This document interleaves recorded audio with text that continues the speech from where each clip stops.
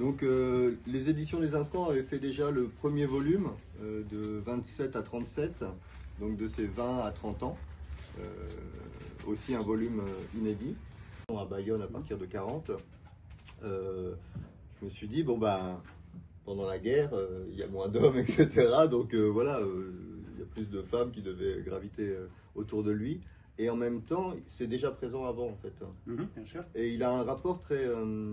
Enfin, quand on lit justement Le Vent Noir, là, on comprend très bien l'histoire de ce qui se passe avec, surtout Simone Crapard et cette... comment s'appelle-t-elle déjà son nom m'échappe. Aussi. En plus, elle a plusieurs noms dans les carnets parce qu'il a cette façon aussi de nommer des personnes. En fait, ils ne sont même pas des personnages. Non, ça ne me revient pas. Marie, c'est son nom de famille. Enfin bon, une autre femme, mais ça tout tourne autour de ces deux figures dans Le Vent Noir. Et justement, comment vous voyez ça? Parce que c'est quand même un aspect très important. Je pense dans sa construction en fait, et aussi dans sa littérature.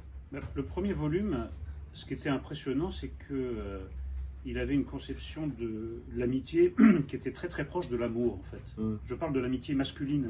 C'est-à-dire que c'était tellement passionné, il était tellement exigeant et il prenait ombrage de choses tellement nombreuses que c'est un peu déroutant. Pourtant, il n'y avait rien d'homosexuel, mais en réalité, il investissait tellement que la frontière entre l'amour et l'amitié avait tendance à s'estomper. Là, vraiment, les grands personnages, ce sont les femmes. Ben, ça a toujours été un homme à femme, c'est une expression qui lui conviendrait pas parce que c'est un peu connoté. Mais je sais que par exemple que Yvonne Gaden, c'est pas ce qu'elle préférait chez Gaden. Je crois que ça l'a heurté un peu. Voilà, donc elle essayait un peu de mettre sous l'été noir cet aspect de Gaden. Mais les relations avec les femmes dans sa vie quotidienne, dont les carnets se font l'écho, comme dans les livres, ce sont vraiment des blessures, des gens qui se heurtent, des malentendus, des incompréhensions.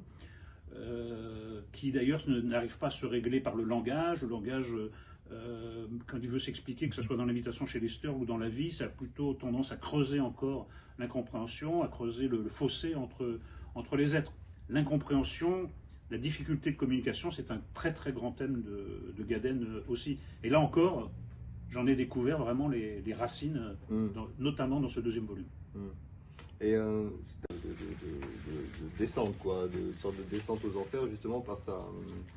C'est intéressant d'ailleurs parce que c'est par ça, en lien avec cette rupture qui arrive, en lien aussi à.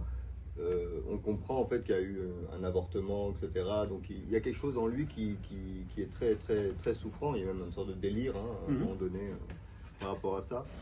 Et moi, justement, c'est ça il le garde toujours, ça. Parce que ça, il l'a gardé quelque part. Justement, c'est pour ça que ça lui a posé problème après. C'est presque c'est pas de l'obsession, parce que c'est pas quelque chose qui revient comme ça, mais il y a des choses qui le marquent très très fort et qu'on retrouve après, qui structurent en fait son œuvre. Et dans la volonté aussi de comprendre. Toujours la volonté d'élucidation, mais même le délire est assez présent dans son œuvre. Il y a une forme de délire dans l'invitation chez Lester, il y a une forme de délire dans la plage de Scheveningen et dans Le Vent Noir aussi. À un moment, il y a le langage qui lui échappe. Il fait des associations de mots et d'idées qui ne contrôlent plus totalement le personnage masculin. Donc c'est pour ça que je parlais tout à l'heure de matière brute, qui est raffinée dans ses livres. Et moi, ça a été vraiment un étonnement presque à chaque page de découvrir l'origine des livres, de savoir que ce n'était pas des effets littéraires, mais qu'il avait vraiment puisé en lui-même, dans ses émotions. C'est quand même quelqu'un à vif d'un point de vue spirituel, d'un point de vue sentimental, d'un point de vue existentiel. Là, c'est un peu le sismographe de tout ça. Moi, ce que je trouve admirable, c'est qu'il ait quand même réussi à maîtriser cette matière pour en faire des livres très tenus. C'est-à-dire que les livres ne sont pas délirants. Je mentionnais quelques moments de délire où le personnage perd pied, mais en général, c'est tenu. De ce point de vue-là, c'est tout à fait passionnant.